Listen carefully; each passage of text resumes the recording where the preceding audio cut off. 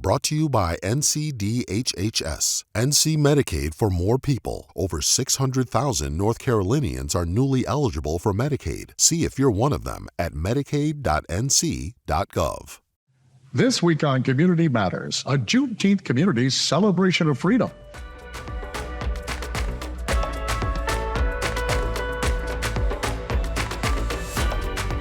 In honor of this Juneteenth holiday, we celebrate by telling you the amazing story of John Hunter and his descendants.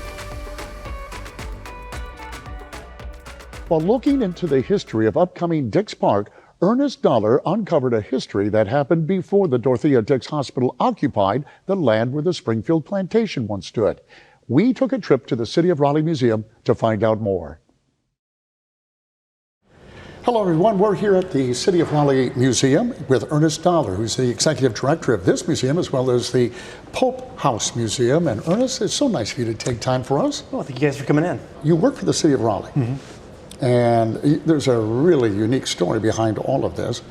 You're also an historian. So why don't you tell the story you were relating to me? How in the world did you get involved in this? As director, we sort of look around to do exhibits that really help tell the story of Raleigh's history. We knew that the city had bought the old Dorothea Dix Hospital campus in 2015, and we wanted to do our due diligence to help promote the park.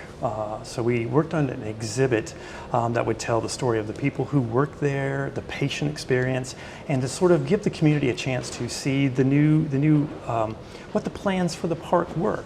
But as we started to research the park, we discovered that before it was a hospital, which opened its doors in 1856, that it had once been a plantation of the Hunter family.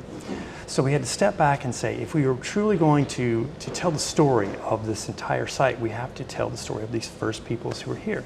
So in researching that, we made an incredible discovery of the enslaved community that was there. And we were able to, by sheer luck, and hard work, to track down some of the descendants of those people who were enslaved there, starting back into the 1700s. So I think for a lot of folks who are related to John Hunter and who had ancestors who had been enslaved in the United States, it is just a small way to say, hey, we acknowledge this story, we want to tell this story, and most of all, as we go forward in America, we don't want to forget this story again. So I think it's just a small way to say that we need to justify and to acknowledge this experience and to make peace with it. So I think just telling that story is going to hopefully do that. Let's go back. Hunter, right? John Hunter. You've discovered that here's a man who's 100 plus years old, and that catches your eye. How long did it take, and how many people were involved in breaking down who this man was, and then ultimately tracking down his family tree and those who may be with us today? Sure. So once I discovered the John Hunter existed and found his obituary, I asked myself,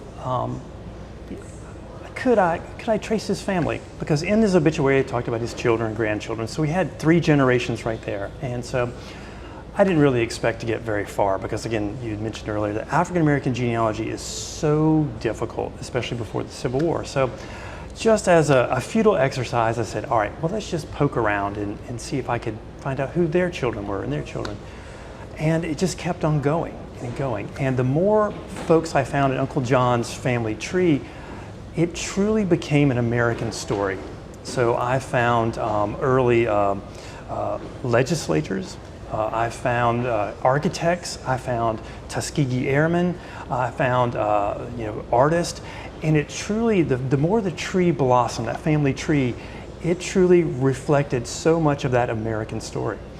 And I eventually wore down the family tree to living descendants. And it's really hard to contact living people than dead people. So it was hard to find somebody to answer the phone when I called and told them this incredible story on their answering machine.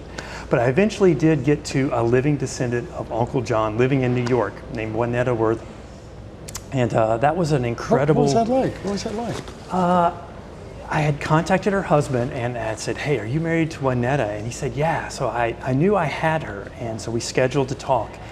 And one of the first things when I introduced myself and she said, I've been waiting for your call. and to tell this incredible story, which is mind-blowing to anybody who did not know this call was coming, that in the 1760s, I have traced your family back here to Raleigh from the Bronx. And so it was powerful. And what really touched me the most was when Juanetta said that she really felt that it was the ancestors that brought us together, that it was more than just dumb luck, that we were guided to meet in this destined conversation. And so it took a lot of conversations to explain what we wanted to do and the research, and to convince them that, yeah, this was a legitimate story, and to sort of talk to them about what their story meant to Dorothea Dix and to us in Raleigh. To somehow make this connection over 3 centuries was pretty powerful for us here, and I'm sure for her family as well. And so she talked to her family, and they talked among themselves, and they knew they were from Raleigh, but that story had been lost when they headed north during the Great Migration of the 1930s and 40s. So they had really lost their connection to Raleigh. And so to lay this at their feet again was overwhelming for not only us, but for them as well. The family came to Raleigh, or at least part of the family. Yeah, there was quite a number of them. We thought it would be pretty incredible to get them back to Raleigh to sort of explore all their family had done and how it shaped this city from its very foundations.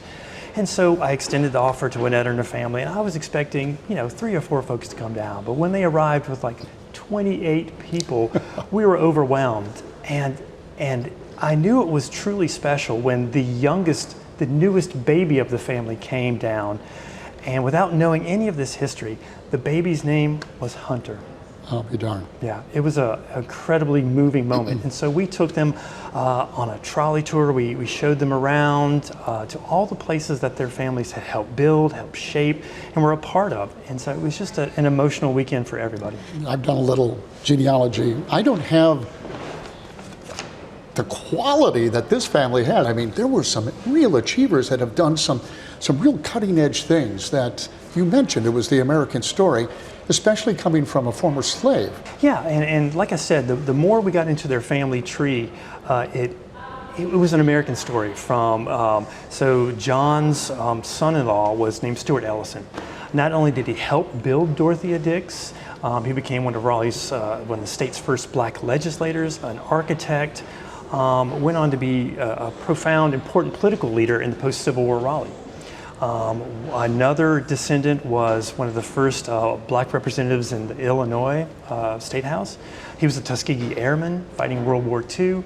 Another descendant was with Alvin Ailes, the dance company in New York, was in the 50s and 60s that revolutionized modern dance in America. Another one was one of the first black women on Wall Street. So it truly is such an American story, from from being perceived as property to owning property. And this is all they did in the wake of such traumatic beginnings. It truly epitomizes that American dream. What a pleasure, sir. Thank you for all you're doing. Oh, appreciate it. All right, stick around. We'll be back.